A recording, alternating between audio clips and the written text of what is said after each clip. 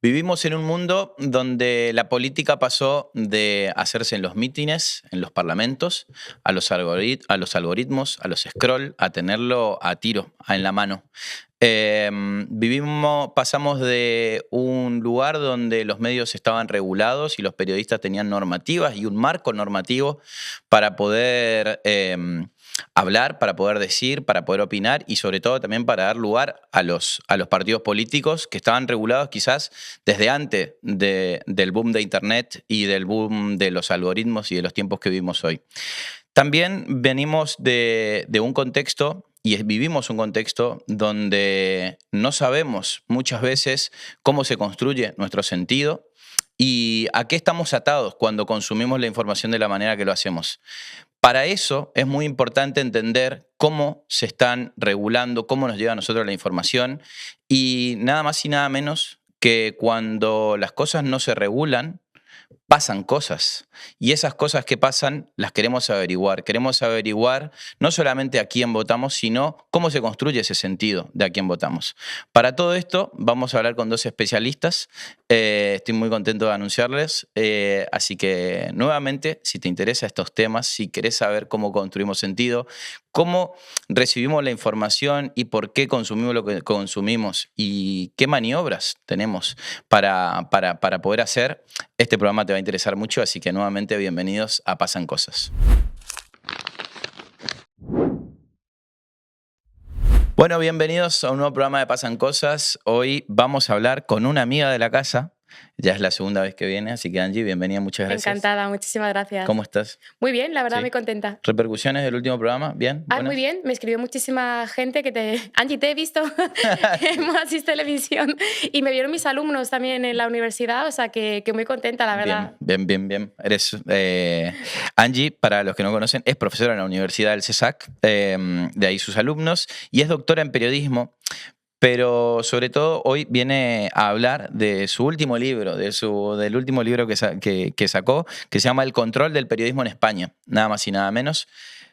Lo trajiste aquí, así sí, que lo he traído aquí, bueno, lo puedo enseñar. ¿La gente lo puede comprar, lo puede adquirir? Es un libro que de momento solo está en las facultades de periodismo. Bien. Y las asociaciones de prensa, pero que tengo pensado posteriormente poder comercializarlo, porque el libro nace de un premio que me dieron por mi tesis doctoral. Mira, ¿y de qué fue tu tesis? Justamente sobre la temática del libro, el ejercicio del periodismo en campaña electoral y cómo los políticos elaboran leyes que dificultan que los periodistas informemos libremente en ese periodo. Nada más y nada menos. Tengo ya muchísimas preguntas para hacerte. Así que, y a mi izquierda está Antoni Fornells, politólogo e historiador recibido en la Universidad Rei Juan Carlos. Bienvenidos. Moltes gràcies. Com estàs? Molt bé, jo molt content de ser aquí. Jo, en el meu cas, estrenant-me, però així com ho ha dibuixat Nanji, no puc tenir més ganes ni més il·lusió de participar d'aquesta conversa i d'aquest debat. ¿Qué te llama la atención cuando ves un libro que dice El control del periodismo en España? ¿Qué es lo primero que se te viene a la mente? El primer que penses que és necessari, perquè abans ho parlava, Nanji, és una qüestió que és important, com se regula el nostre vot, com se regula la nostra participació democràtica, en el cap de la fi és una cosa que la majoria de la gent desconeix quins són els mecanismes, quina és la legislació, quins són els petits detalls que transformen la nostra participació política en les coses que veiem en el dia a dia, i per tant crec que és necessari com llibres com aquest, investigacions com aquesta, poden posar llum i poden ajudar a conèixer millor la nostra democràcia i el nostre sistema polític. ¿Cuál sería la primera pregunta, aprovechando que y cediéndote un poco mi rol, ¿cuál sería la primera pregunta que le harías a Angie respecto a su libro? Jo, com que sóc una persona amb perspectiva de futur i que m'agrada abandonar els problemes del passat i anar mirar cap a lo que pot ser millor, m'agradaria saber quina seria la principal modificació que faria la llei electoral perquè fos eficient i perquè fos útil de cara en el compliment, sobretot dels drets a la informació de la ciutadania. ciudadanía. Yo creo que es fundamental que la ley electoral, que está concebida antes de la aparición de Internet, incluya una legislación para las redes sociales, que espero que después podamos abordar este aspecto, y elimine normativa que afecta a los periodistas. Porque, bueno, las personas que ahora nos ven en el podcast, imagínense, por ejemplo, que ya el periodista sabe de aquí a 3 días qué partido político va a abrir el telediario, sin que se haya producido el hecho. Y sabe que le va a dedicar, por ejemplo, 3 minutos y 20 segundos, por normativa, por ley.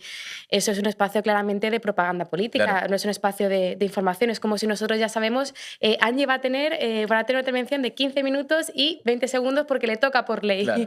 Entonces, yo creo que es necesario que la legislación incluya las redes sociales, que es donde mayoritariamente se informa la población joven especialmente, y creo que es necesario eliminar estas reglas que a todas luces nos parecen incomprensibles en lo relativo a los medios de comunicación convencionales. ¿Qué similitudes ves o qué línea podés trazar entre lo que eran los medios de comunicación hoy? Y no quiero caer en las redes sociales como algo genérico, sino los medios, pero vivimos en un tiempo donde las personas y las empresas también somos un medio en sí mismo, porque producimos contenido, digamos, y como medio tenemos una audiencia. ¿Qué capacidad de regulación existe sobre eso, en primer lugar? ¿Y qué vínculo creás entre estos nuevos medios, que somos incluso nosotros mismos, y los medios de antes, para poder hacer algún tipo de marco legal respecto a esto? Yo creo que es importante primero asumir la responsabilidad que tenemos cada uno, porque parece que en Internet nadie asume la responsabilidad que tiene. Y bueno, al menos, por ejemplo, Oasis Televisión tiene un director que está establecido, tiene una ubicación y es fácil, en el caso de que incumpla la normativa, ir a por ti, que espero Claro. que nunca tengamos nadie tenga que ir a por ti. No, sí, pero en el habrá caso de las redes modificaciones. sociales hablamos sobre todo de anonimato. Entonces yo creo que es importante primero asumir la responsabilidad que muchas veces no se asume, por ejemplo, por parte de los influencers, ¿no? Ya no solo en el ámbito de la política, sino en el ámbito, por ejemplo, de la salud mental de los jóvenes, que es un tema aparte. Y creo que es importante que se imponga una legislación, porque yo creo que se ha apostado por la autorregulación, es decir, porque sean las propias plataformas quienes se autorregulen y que, por ejemplo, tú cuando haces scroll en el móvil, si hay una publicidad, esté etiquetada como publicidad, creo que eso es fundamental. Y hasta ahora se ha dejado en manos de las plataformas como Instagram, Facebook, YouTube, que se señale como publicidad, y creo que es necesario que la legislación obligue. Y en el caso de que no se cumpla, que haya multas y que sean multas que sean significativas. Y ese anonimato,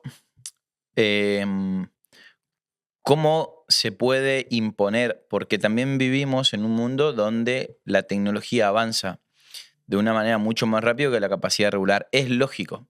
Generalmente, usted politólogo me puede decir que primero pasan los hechos y después se intenta, digamos, crear un marco de normativa para poder, digamos, regularlo para la convivencia entre todos. ¿Cómo eso puede... ¿Cómo puede la ley llegar a crear algo donde vivimos dentro de un mundo donde existe la deepfake? Que para que muchos lo que no saben es, yo estoy ahora aquí, me cambian la cara, me ponen la cara de Angie y a partir de este momento yo soy Angie, digamos. Y eso es tan simple de hacer y tan real y cada vez más. Si vemos lo que fueron los videos de inteligencia artificial hace 4 años, 3 años, 1 año a lo que soy, es tremendo el avance que hay. Vamos a recomendar series también en el capítulo de hoy. Hay 2 o 3. Hay una que se llama Years and Years, muy buena. de HBO, que es espectacular. Pero bueno, dentro de ese marco, ¿cómo se puede hacer para evitar el anonimato en Internet? Y también cómo se puede hacer para que eso que se genere a través de nuevas tecnologías pueda ser no tan duro el impacto sobre audiencias que desconozcan de este tipo de tecnologías. Sobre lo del anonimato en Internet es muy difícil. Yo creo que va a ser prácticamente imposible obligar a las personas que se identifiquen porque, claro, tú piensas, por ejemplo, en un país como España el anonimato quizás no es tan fundamental, pero pensemos en países que no sean democráticos, ¿no? y que tengan una situación política complicada y que la oposición tenga muy difícil para poder luchar contra dictaduras. Entonces, el anonimato en Internet, el principal argumento a favor del anonimato es la necesidad que tienen los activistas políticos políticos para denunciar situaciones complicadas. Pues, por ejemplo, podemos poner el caso, pues, por ejemplo, yo imagino pues, Venezuela o algún país donde hay una situación política muy complicada, ¿no? O Sí, sí. imaginemos, por ejemplo, un caso muchísimo más extremo, ¿no? O Arabia Saudí, ¿no? Un país donde no exista realmente libertades, ¿no? Y ni siquiera existe libertad de expresión. Entonces, el anonimato yo creo que nunca se va a poder llegar a conseguir. Y después, posteriormente, ¿cómo hacer que las personas no seamos manipulados en Internet a través de las redes sociales? Yo creo que con educación, es verdad que es un trabajo muy de a largo plazo, pero yo creo que la gente cada vez es más consciente de que no tiene que creer todo lo que ve por Internet y nos volvemos cada vez más desconfiados y buscamos fuentes que sean fiables, una cara, ¿no? Una cara, un Claro. nombre, un apellido. Exactamente. Yo creo que una de las razones por la cual tenemos Moasis TV es porque nos interesa hablar con las personas y que no sea todo una cuestión de cáscaras y dicen que, porque me encontraba muchas veces en conversaciones donde cuando alguien opinaba, tú ya sabías que exactamente esas mismas palabras salieron en la tapa de la Última Hora o de algún periódico y vos ves como la gente muchas veces va repitiendo y detrás de ese comentario no hay casi nada. Entonces la idea es poder profundizar en estos temas y aportar nuevas visiones. Esa es una de las razones por la que nosotros estamos. Pero también voy a ti, Tony, ¿te puedo decir? Sí. Va, bien. Digamos, dentro de la ciencia política entiendo que se estudia el rol de la seguridad por sobre la libertad. Sí. Evidentemente. Dentro de eso, países como China, países quizás donde esté hiperregulado el ser humano como individuo dentro de un contexto y donde está, desde que entras a China hasta que te vas, saben exactamente qué paso has dado dentro de ese país, qué margen tiene, digamos, y quizás sea eso la forma de regular la forma de consumos, la forma de vivir o no, o cuáles son los peligros, digamos, qué ves dentro de esa policía social que existe en ese tipo de países y que ayudan a regular este contexto, obviamente. Sí, la veritat és que la regulació té virtuts, que és que permeten evitar desviacions en algunes circumstàncies, permet mantenir l'ordre en algunes ocasions. El que passa és que se tracta en qualsevol societat que se vulgui democràtica i que se vulgui lliure, se tracta de trobar aquest equilibri que permeti, per una banda, la llibertat de tots i de cadascun dels ciutadans, que permeti el seu lliure desenvolupament, que permeti el diàleg i el debat entre distintes idees contraposades, però que ho faci des de dins d'un marc que sigui sa, que sigui productiu i que sigui positiu per al propi desenvolupament de la societat. Una regulació excessiva ens pot dur a situacions com les de la Xina, com les de qualsevol règim autoritari o totalitari, en les quals aquest debat no se pugui desenvolupar d'una forma sana. Però també una excessiva regulació en un context democràtic el que pot produir és que aquesta informació i aquest diàleg se vagi per canals que estiguin fora de qualsevol altre tipus de control. És a dir, una excessiva regulació pot conduir que un espai que abans estava mínimament regulat, si se li puja la regulació, faci que, per exemple, aquest debat se'n vagin cap a xats, cap a deep webs, cap a espais que tinguin una regulació molt més difícil, que no se puguin controlar i que hi ha, diguéssim, posicions més perilloses o posicions que sí que tenen que sí que persegueixen aquesta postura d'acabar amb aquest sistema democràtic, puguin tenir un camp més lliure i que la gent s'hi acabi sent atreta cap allà perquè se troben en un espai regulat, a l'altra banda. Per tant, crec que és perillós el fet de trobar aquest equilibri i han de ser molt conscients en el final de que l'anonimat també és una cosa que, malgrat tenir perills, malgrat tenir aquestes externalitats negatives, com poden ser el dret que se li dona en moltes ocasions a la gent a insultar, a atemptar contra l'honor d'altres persones, el que també permet és que persones que parteixen d'una posició que no és privilegiada, que se veuen amenaçades, que tenen restriccions laborals, econòmiques, etc., puguin opinar lliurement. I, per tant, tenim aquesta contradicció i tenim la necessitat de cercar aquest equilibri. Si me permites, Juan, justamente, claro, comentaba Tony que es necesario hacer realmente una ponderación de derechos, ¿no? En el ámbito jurídico, siempre, ningún derecho, se dice que ningún derecho es absoluto, siempre tienes que ponderar, porque no, el derecho a la libertad de expresión se tiene que ponderar, por ejemplo, con el derecho a la participación del voto, ¿no? Entonces siempre tienes que estar equilibrando, y es un equilibrio que es bastante complejo. En el caso, por ejemplo, de los periodistas que trabajamos en campaña electoral, nosotros, por ejemplo, si trabajamos en televisión, no somos libres para invitar a los partidos políticos que consideramos importantes. Por ejemplo, mira, te pongo un ejemplo que es muy ilustrativo. Cuando surgieron Podemos y Ciudadanos, Claro. fueron un boom. Todos los medios de comunicación hablaban de ello, tuvieron un voto espectacular, un crecimiento increíble. También Vox ha tenido un crecimiento brutal, espectacular. Pues fíjate cómo es absurda la normativa que no puedan ser invitados a los debates electorales en televisión.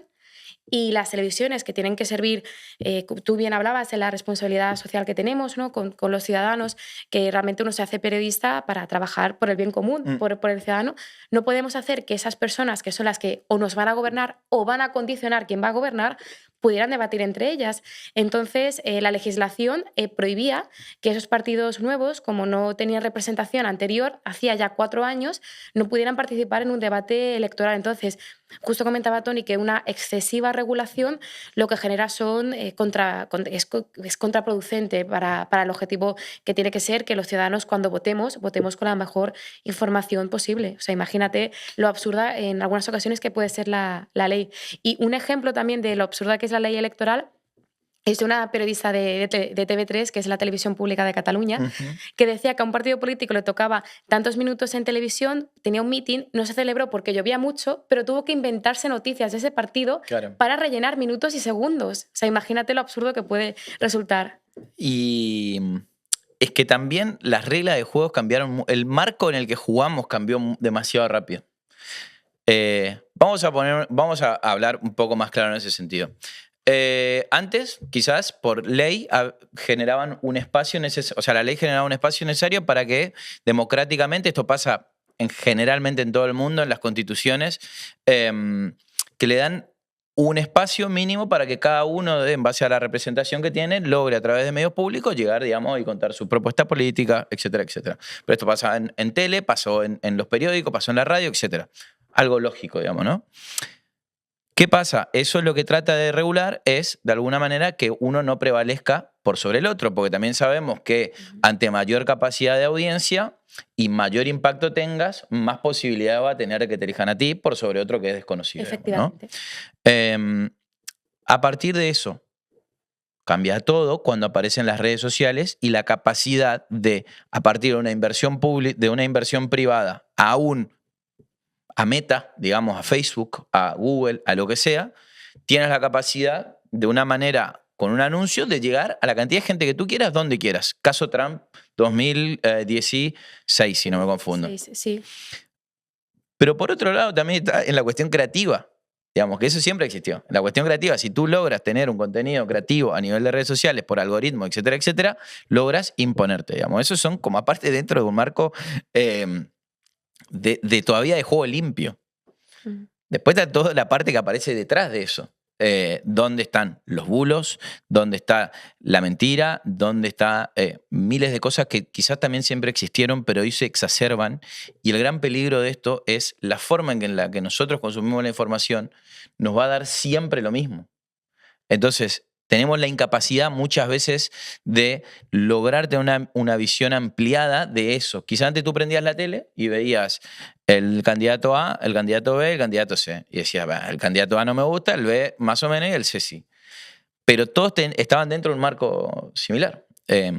Al cambiar tan rápido las reglas de juego y que todas estas mañas que ya existían y usos y costumbres incluso de la política en sí misma, hoy vivamos en un contexto donde también se tiende a la hiperpersonalización y no tanto quizás a los bloques de partidos políticos, quizás también estén relacionados a mantener los status quo, ¿no? Sí, sin duda. Al final. Un ejemplo es Claudia Rufián.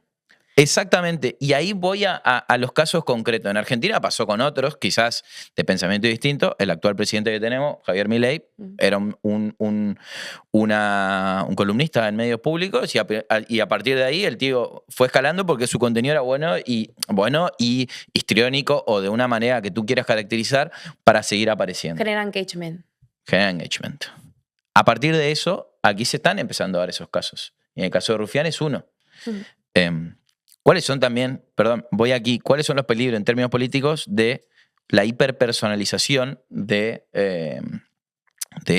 esas figuras por sobre un grupo, sobre una masividad? Hoy creemos más en las personas que en las estructuras, o què ves tu? Sí, totalment. I jo crec que, de fet, això ja és un perill en ell mateix, perquè implica falta de capacitat de creença en el col·lectiu, en la lògica col·lectiva, en el grup, en la cohesió, en la societat, i això és un reflexe de molta gent que sent desconfiança cap a les estructures tradicionals, cap als partits tradicionals, cap als sistemes tradicionals, i cerca empatitzar amb una persona. A partir d'una cosmovisió molt individualista, el que cerquen és empatitzar amb una persona que els representi, que xerri com ells. I en moltes ocasions que xerri molt planer, que xerri amb un llenguatge molt col·loquial. És a dir, casos de Milei, casos d'en Rufián utilitzen un llenguatge que és molt col·loquial en tota la intenció. Inclús cada pic estem veient més com espais suposadament formals se xerra més amb insults, se xerra més amb un to de mala educació, precisament per això, en tota la intenció, perquè cerquen empatitzar amb la gent, cerquen que vegin que són com ells. I això és fruit de el que crec que ja és un problema en si mateix, que és la falta de confiança en lo tradicional, en les estructures col·lectives. Se cerca a un líder messiànic que pugui salvar la situació de crisi que s'intenta transmetre que se viu i que molta gent viu. Molta gent que està desesperada, que ho passa malament i que cerquen el líder messiànic que el salvi. Però, clar, les persones passen, els individus passen, i al final l'únic que quedarà serà la societat, serà el col·lectiu, seran les estructures que siguin capaces de generar una societat cohesionada. I, per tant, tenim aquest perill de que el debat públic se'n vagi cada pic més cap a unes intervencions que siguin més mal educades, amb un to més baix, i cercant la confrontació i el diàleg destructiu. Estoy pensando en por qué le interesa tanto muchas veces a los políticos irse al supermercado y sacarse una foto como de sorpresa, están comprando un paquete de fideos o están hablando de esa manera. Incluso los políticos parlamentarios que piensan más en su TikTok y en cómo va a salir esa intervención luego en TikTok. Mucho se habló del alcalde de Estados Unidos, el nuevo que asumió. Si no era una construcción también a partir de eso. Y cómo, digamos, su construcción como una persona normal, digamos, o cercana, le ayudó a llegar ahí. Y también para quien juega. Hoy es como hiper complejo el análisis que hay detrás de todo eso. Pero bueno, me gustaría volver un poco, Angie, a tu libro. Uno cuando hace un libro, ¿qué sentiste? O sea, ¿qué sentís cuando tenés un libro en tu mano que hiciste tú? Satisfacción, creo. Sí, satisfacción y sobre todo pues alegría, porque bueno, al fin y al cabo son 4 años y medio de mi vida. El libro nace de la tesis doctoral que defendí.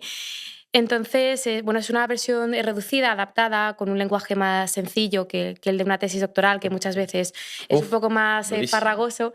Entonces siento mucha satisfacción y creo que es un libro muy útil sobre todo para los periodistas, porque la ley electoral nos afecta muchísimo en campaña electoral, nos convierte en voceros de los partidos políticos, que es justamente lo contrario para lo que uno estudia periodismo. Exactamente. O sea, nos termina pervirtiendo.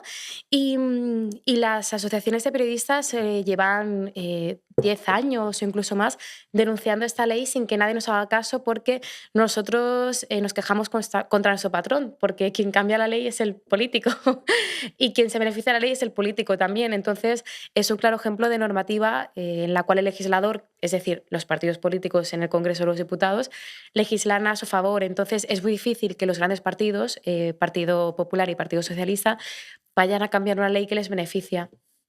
Es muy, muy complicado. A veces es más fácil de lo que parece, ¿no?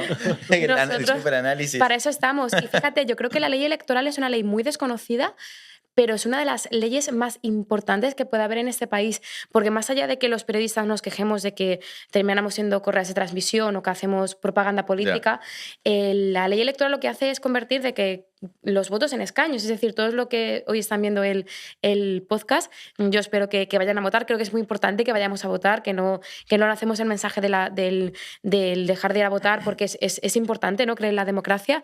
Pues todos nosotros vamos, depositamos el voto por el partido que sea. Yo cualquier opción me parece legítima en democracia, y cuando vamos a depositar ese voto se convierte, un conjunto de votos que se convierte en un escaño, es decir, en una persona que ocupa una silla, como tú y como yo y como Tony, que estamos aquí ocupando ocupando una silla.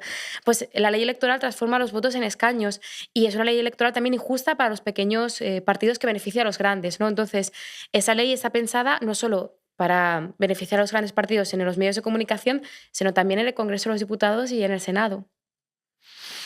¿Por qué es importante, más allá de todo esto que tú nos estás contando, que para mí es espectacular, por qué es importante para una persona entender esto?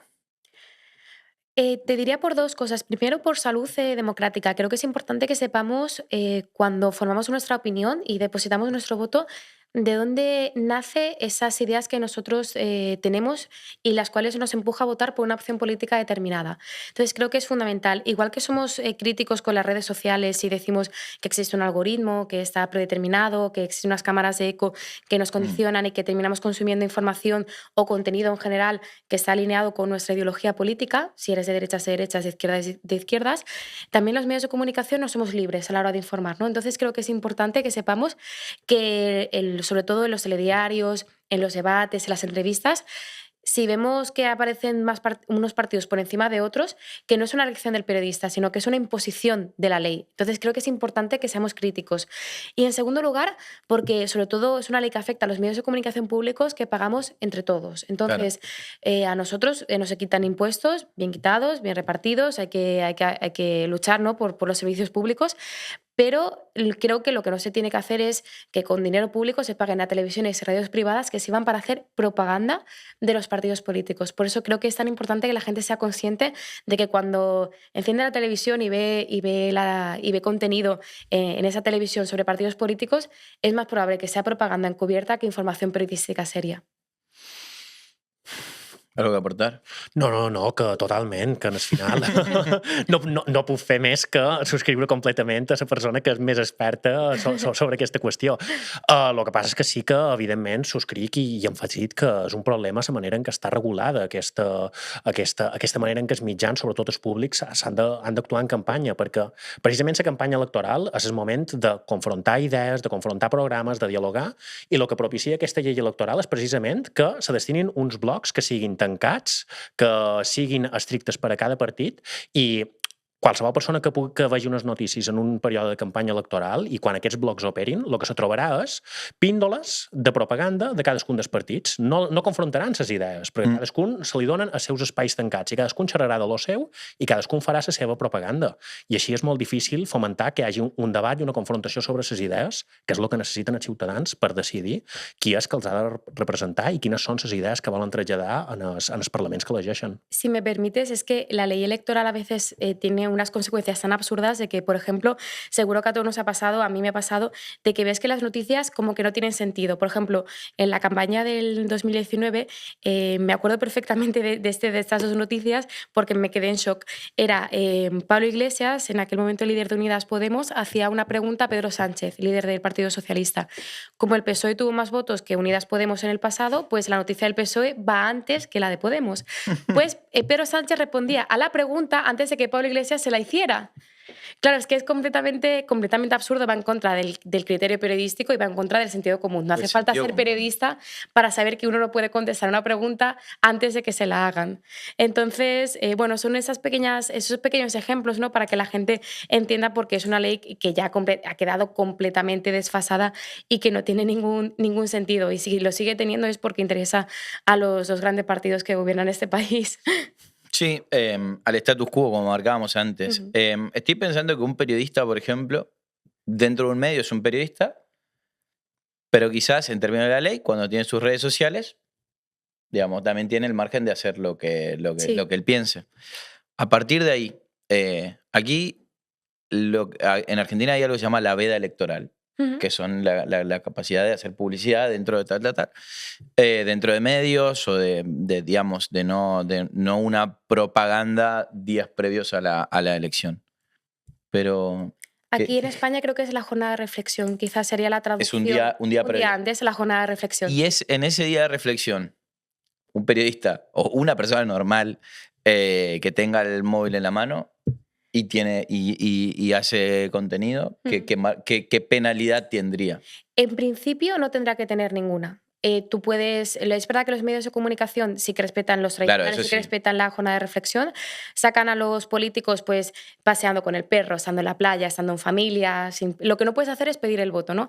Después en las redes sociales un ciudadano normal y corriente, ¿no? Sí que puede pedir el voto por una candidatura y en principio no tendrá que pasar nada. Y a un periodista tampoco tendrá por qué pasarle nada y tendríamos que poder ser libres para manifestar a favor o en contra de alguna determinada ideología. También te digo que es raro que un periodista se manifieste políticamente. Intentamos Eso no es mojarnos. tremendo, eso es tremendo, eso es tremendo. No existen más plataformas electorales, no existen más ideas presentadas. Es toda una cuestión de arreglos detrás de bambalinas. O sea, lo que hoy es la discusión de ideas. Y ahí sí me voy a la parte política. ¿Por qué no se discuten más ideas?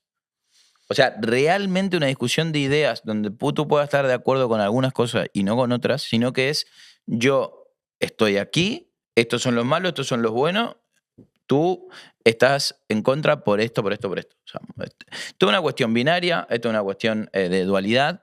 Y ahí sí te quiero preguntar el rol de los medios, el rol de las redes sociales para avivar un fuego que no le sirve a nadie más que a ellos mismos. Porque en la medida que haya más polémica, yo me peleé contigo y te diga, tal cosa, como diría Milei, zurdo de mierda o lo que sea, esto podemos poner para el recorte, ¿no? Yo te digo, zurdo de mierda. Pero esto pasa generalmente. Solamente esa lógica le sirve a los medios de comunicación y a la movilización, digamos, binaria de las cosas. No le sirve a nadie de la gente. Todos sabemos que la vida no es así. Digamos, ¿por qué se alienta tanto a eso? Y qué beneficios trae y qué consecuencias trae para la sociedad tener una vida tan binaria. Porque no solamente una cuestión local, digamos, eso también siempre hay que aclarar. No es que solamente en España pasa esto, pasa en todo el mundo. Sí, sí, no, totalment. I en el final és una cosa que ve impulsada des de dalt i hi ha molt interessos des de, diguéssim, des de dalt, que és quan sols començar a sospitar de que no és positiu per la gent de baix, el fet de que existeixi aquesta polarització. Els hi convé als partits polítics perquè com més se plantegin el rival polític com un enemic, no com una persona en qui has de dialogar, en qui has d'arribar a acords i en qui has de discutir, com més se'l plantegi com un enemic, més difícil serà que les persones que te voten se passin en aquest altre partit. Més fàcil serà mobilitzar-les perquè diu, per dir has d'evitar que governi el dimoni, has d'evitar que el dolent arribi a tenir poder, perquè aquesta gent és molt dolenta. Claro. I clar, el fet de que existeixi aquest conflicte és una cosa que crida més l'atenció, és més noticiable i això dona més incentius en els partits per cercar aquestes estratègies, perquè com més conflictes cerquin, com més renou facin, més fàcil serà que tinguin major visibilitat. Igual a les xarxes socials, no només en els mitjans, no és per demonicar en els mitjans, és que les xarxes socials, com més conflicte generis, més interaccions tens, encara que siguin negatives. Sí. Si tens moltíssimes respostes a te cantar, l'algoritme te pujarà i te visibilitzarà molt més. I això te servirà perquè qualcuns teus te comencin a veure. Les reaccions hauran estat molt majoritàriament negatives, però en què en vais aconseguint 10 dels teus per cada 1.000 que t'insulten, aniràs creixent, estaràs en el centre del debat. I això servirà perquè, al final, se prioritzi i resulti més eficient el conflicte que no és diàleg i s'arribaran als acords. Además de todo esto, evita conversaciones. O sea, si siempre hablamos de los mismos temas, se evitan quizás otros problemas que, así como en público nos atacamos, en privado nos decimos, esto no, yo aquí te perdono, tú me perdonas. Generalmente funciona así. No sé si aquí en España será el caso o no. Sí. Para eso le voy a preguntar, ¿qué temas quizás se ponen siempre frente en la tapa de los periódicos que muchas veces llama la atención de la gente y se evitan quizás otros? ¿Qué diagnóstico ves tú en eso? Mira, hay un concepto en periodismo que es muy interesante, que es el agenda setting, que son aquellos temas Sí. que priorizan los medios de comunicación. Los estudios de comunicación aseguran que los medios de comunicación pueden tener cierta influencia sobre las cosas, o sea, la opinión que tenemos sobre diferentes temas, pero sobre todo son muy eficaces en qué piensas, no tanto el contenido de lo que piensas, sino en qué temas estás pensando. Pues, por ejemplo, si estás pensando en inmigración, estás pensando en sanidad, en corrupción, etcétera. Esto en España se ha visto, por ejemplo, en etapas donde ha habido muchísima corrupción por parte de los partidos políticos. La corrupción ha llegado a ser el tema más importante del Centro de Investigaciones Sociológicas. O sea, el CIS hace estudios y los españoles decían que el tema más importante de España era la corrupción, más allá incluso de la propia economía individual, ¿no? Entonces, los medios de comunicación son muy eficaces estableciendo sobre qué temas pensamos. La cuestión está en que los partidos políticos se han profesionalizado muchísimo y tienen equipos de comunicación que saben dar a los medios de comunicación las píldoras necesarias para que les compremos los temas. Y funcionan así, ellos lo saben. Y en campaña electoral se nota mucho porque en los mítines electorales, si tú enciendes la televisión, lees los periódicos, escuchas la radio, parecen las mismas noticias y siempre ellos consiguen poner el eslogan en concreto. Pero es que fíjate, en campaña electoral esto mucha gente no lo sabe. Los periodistas lo que hacen es que se montan en un autobús junto con los líderes del partido y hacen como una ruta, ¿no? Por España, como si fuera la gira de Beyoncé por los pueblos de España, ¿no? Pues la gira del partido político en cuestión, ¿no? Pues imagínate la caravana de Pedro Sánchez, ¿no? Entonces tú vas haciendo la ruta por España con Pedro Sánchez, vas a los mítines, no dejan entrar a fotógrafos. ¿Por qué creéis que es esto? Para que no hagan fotos que no gustan. Claro. Solo dejan entrar al redactor. Y al fotógrafo de ellos, evidentemente. Y al fotógrafo de ellos. Entonces, y videógrafo, porque hay que hacer un reel para exacto. redes. Entonces, las imágenes y los vídeos son los que el partido quiere. Entonces, si hay calvas en el público, es decir, si hay espacios que están vacíos, ¿se verá o no? No se verá. No, claro. Parecerá que está a reventar la plaza de toros, ¿no? Que está llenísima, ¿no?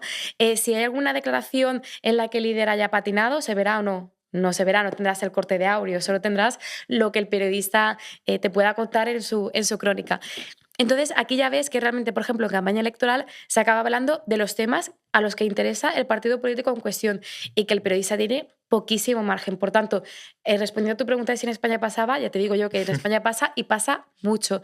Y después, fuera de la campaña electoral, es verdad que tenemos mucho más margen de maniobra para seleccionar los temas, incluso hay muchas polémicas que surgen por investigación por parte del periodista y demás, pero hay aspectos que se nos escapan y hacen negociaciones a puerta cerrada que nosotros no conocemos y se acaban aprobando. ¿Y sabes qué pasa? Confían en que los periodistas tenemos muy pocos recursos, las redacciones han sufrido muchos ERES, muchos ERTES, y no tenemos tiempo para investigar y para darnos cuenta de todo lo que aprueban. Yo creo que si tuvieras a una persona que se dedica a leer el BOIP, el Boletín Oficial de las Islas Baleares, todos los días, acabaré descubriendo una barbaridad cada día. Invito a cualquier periodista que tenga ganas de hacer este programa, es uno de mis sueños.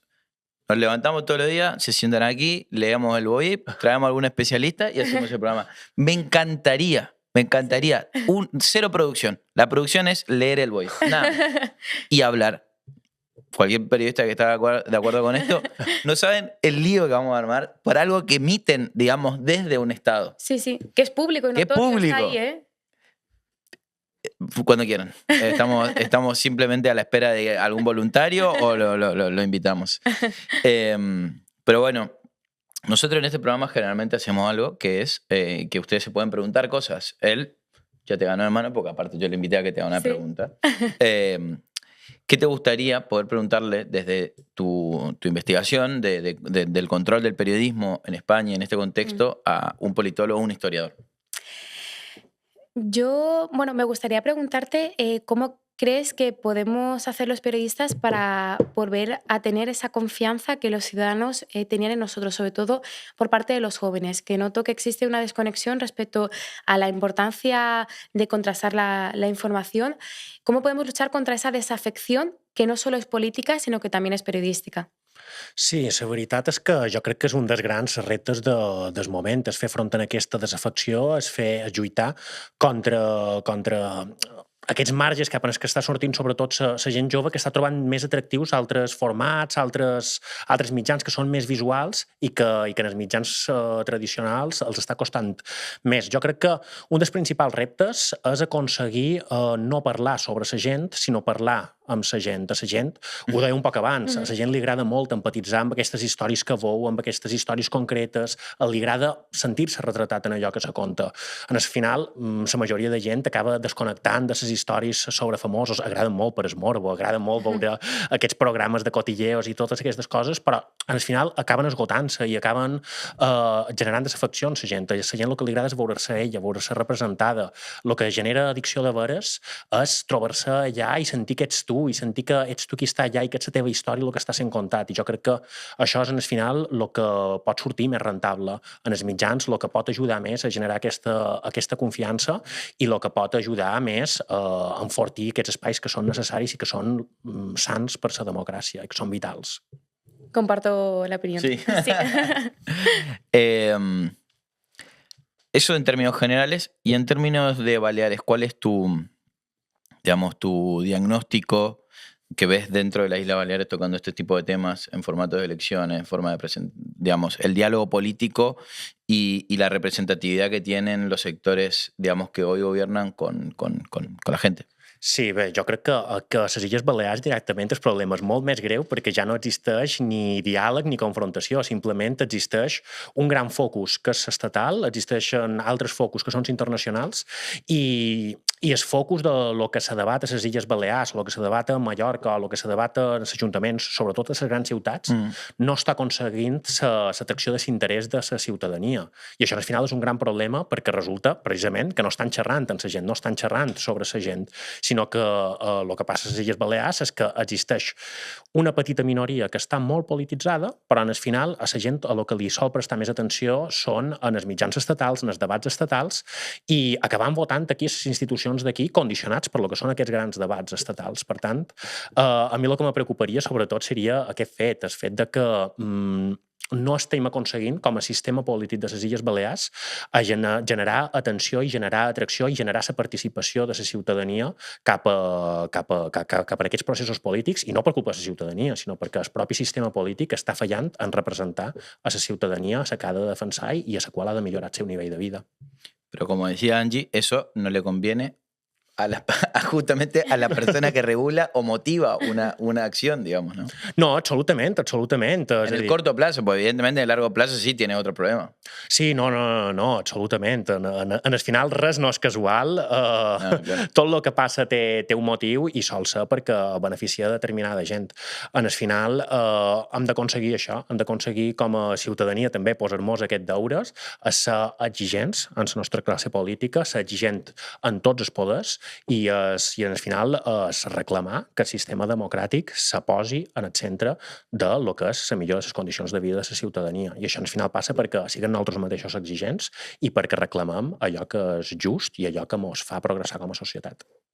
Entonces el movimiento, ¿cómo sería, digamos, de la gente, de los problemas de la gente como un reclamo, o el gobernante como creando un marco, una estructura para que eso motive al movimiento? Idealment seria el primer. Al final el que acaba passant és el segon, però bueno, no hem de renunciar a lo ideal, no hem de renunciar a lo que al final és el nostre dret i a lo que hem d'aconseguir, que és que siguem exigents nosaltres mateixos, que participem i que reclamem en els altres, els nostres representants, a partir d'implicar-nos nosaltres, que al final també és el nostre deure ciutadà, i és el que permetrà en el final que aquest sistema acabi funcionant i que allò que és ideal ara, o el que sembla ideal ara, sigui el que passi a la pràctica de veres i que no sigui el que se decideixi des de dalt i no actuen condicionats per el que se decideix des de dalt.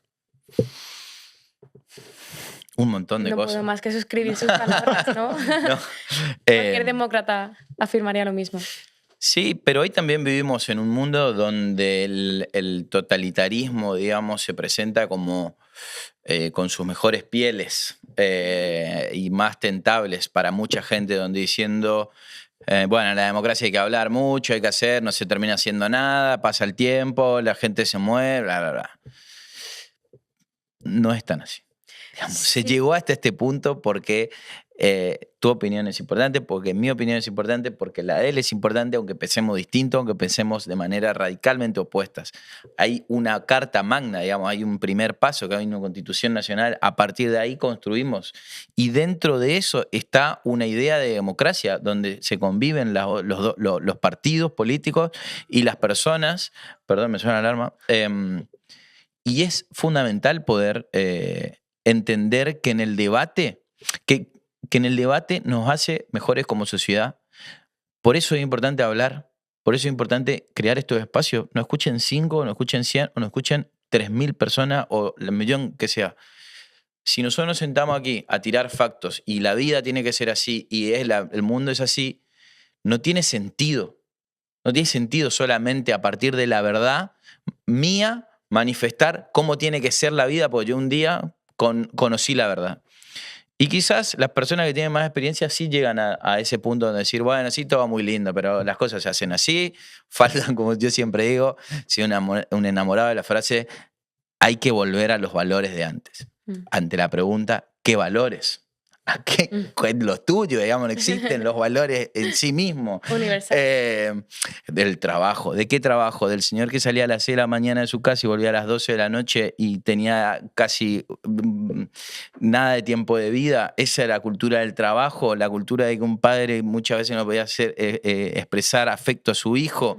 Digamos, hay un montón de cosas que se romantizan también del pasado que no son, y que no porque haya sido una manera, hoy la tenemos que seguir respetando. Vivimos en otro mundo, vivimos en otro contexto donde pasan cosas muy distintas, donde los problemas de los chicos hoy y de la gente adulta también son muy distintos a lo que pasaba hace 30, 40, 50 años. Cambió muy rápido el mundo. Y eso nos obliga a tomar otras decisiones. Y muchas veces lo que hablábamos antes, esa capacidad de legislar o esas metodologías de legislar quizás tendrían que adaptarse también de alguna manera para ir corriendo a la par o cerca por lo menos a los cambios. Evidentemente siempre se dice que está bien que la ley y la justicia sean un poco más lentas, porque hay una cuestión de entender, digamos, cuál es su rol, pero sí que este mundo nos está demandando una capacidad de acción permanente, porque si no sentí como que todo el tiempo te está quedando afuera y como que estás ahogado y que nunca llegas a ningún lado. Pero bueno, al final esto no era mi podcast, era un podcast para preguntar cosas. Me salió el discurso. Pero bueno, Angie, te felicito, antes que nada, por tu libro. Yo creo que hacer un libro es algo espectacular. Verlo, me lo puedes pasar. Cualquier persona que quiera acceder a este libro tiene que estudiar periodismo, hoy por hoy. En Mallorca tenemos una universidad donde yo trabajo que pueden estudiar periodismo, o sea que... Lo vamos a poner aquí y lo puedes decir ahora sí. Carlitos, ahí está. Bueno, es un libro que está disponible en las facultades de periodismo de toda España. Nosotros aquí en Mallorca impartimos el grado de periodismo en el CESAC, en el Centro de Enseñanza Superior Alberta Jiménez, donde yo soy profesora, y es una universidad maravillosa donde trabajamos buenos profesionales, la verdad, y damos lo mejor de nosotros para poder formar a futuros periodistas, que creo que es una profesión muy necesaria, es sacrificada, pero creo que es muy necesaria en los tiempos que corren, y es una profesión muy vocacional, y creo que es fundamental que haya nuevas generaciones de periodistas con valores democráticos y que luchen por una sociedad mejor. Muy bien. Yo también. Yo pienso que en un mundo donde todo está tan... donde cualquiera puede decir algo y tiene una capacidad de alcance muy grande, buscamos personas y buscamos esos faros en un océano inmenso de información, buscamos esos faros que pueden ser personas, algún medio, algo que en el que te puedas sostener y digas, yo creo en él, yo creo en esa persona, en ese medio o en ese grupo de personas, que era algo que también me contabas tú antes. Si lo quieres volver a decir del grupo que tenían y un poco los valores que tenían y por qué lo hacían. Del grupo de... Perdudes. Bé, sí, de passes perdudes, sí. És a dir, era un espai de persones eminentment politòlogues, que era sobretot la formació que hi havia, però al final centrat en impulsar el que és el debat sobre les ciències socials, sobretot les ciències socials a les Illes Balears, amb geògrafs, amb persones especialitzades en qüestions d'igualtat, perquè considerant que una de les coses de les que parlàvem abans, d'aquelles coses que no interessen en el poder, que se debatin i que se xerrin, era el que pensaven que era un buit que hi havia aquí a les Illes Balears, que és que se parlàs de ciència política, que se parlàs d'igualtat, que se parlàs d'urbanisme i que se posàs a les persones en els centres de tot aquest debat, que no se fes tot des de dalt, sinó que se fes sense dependències, sense estar lligat a ningú, i es fer-ho, en el final, posant les persones en el centre, que és el que necessita aquest debat, i és el que necessiten les Illes Balears, que tenen aquest buit en el desenvolupament d'aquest debat sobre el conjunt de les ciències socials. Jo, evidentment, emfasitzaré sobre la ciència política per la cuenta que me trae, però sí que és necessari que parlem, que debatem i que hi hagi, al final, el que també és un contrapoder, igual que ho és el periodisme, Claro. és el debat i és la reflexió des d'aquests àmbits. Sí, sí. Por eso es tan importante espacios como este, por ejemplo, como Muchas gracias. Más televisión. La democracia no solamente se hace del poder, también es algo muy fundamental de la vida. La gente solamente piensa que a través de un cargo público uno ejerce digamos, se ejerce la democracia, y no es así, ni en una función pública. Lo hacemos todos en este espacio. De alguna manera también estamos haciendo política. Estemos o no de acuerdo en lo que decimos, venga la gente con la que esté de acuerdo o no. Así que muchísimas gracias por este debate. Gracias a vosotros. Los invitamos para cuando quieran. A toda aquella persona que están en contra de lo que decimos, señor, señora, que usted me está insultando, puede venir, se puede sentar, nos podemos conversar, no pasa nada, está todo bien. No queremos aprender de todos. Así que nada, muchísimas gracias nuevamente, Toni. A vosaltres. Muchas gracias, Angie. Gracias a vosotros. Me siento como en casa siempre que vengo. Nos tratáis genial y me encanta. Amo Asís Televisión, o sea que muchísimas gracias. Ya, a nosotros nos encanta que vengas. Gracias. Así que nada, muchísimas gracias, Carlos Piju, que está en la operación técnica. Y bueno, hasta la próxima. Esperemos haberle traído un poco de información que puedan tomar y aprender lo que ustedes consideren. Pueden comentar, pueden seguir preguntando cosas. Así que nada, hasta el próximo encuentro de Pasan Cosas. Muchas gracias a todos. Chau, chau.